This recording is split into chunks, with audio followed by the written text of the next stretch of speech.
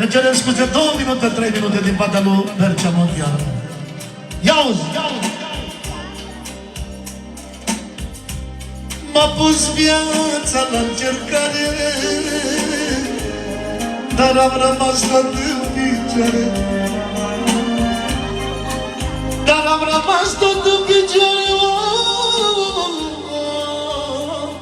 500 de euro, mă, de la mine. Atențiune! De la Bercea Mondială 500 de euro! 100!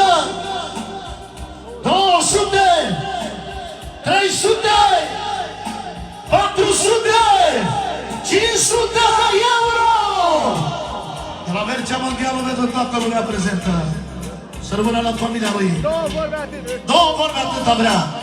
Om cu caracter mare și valoare. Să rămână la copilul. Iau! A fost viața la încercare. Iau ce zice Bercea. M-a pus viața la încercare, dar am rămas tot în picioare. Văd că există o vorbă mare, valoarea e tot valoare. Am stat puțin și m-am gândit că relele m-au întărit, relele m-au întărit. Sufletul meu e antrenat, ofte și o iau de la cap, ofte și o iau de la cap. Și dar am fost lângă mine, și dar am dat și la mine, și dar am dat și la mine.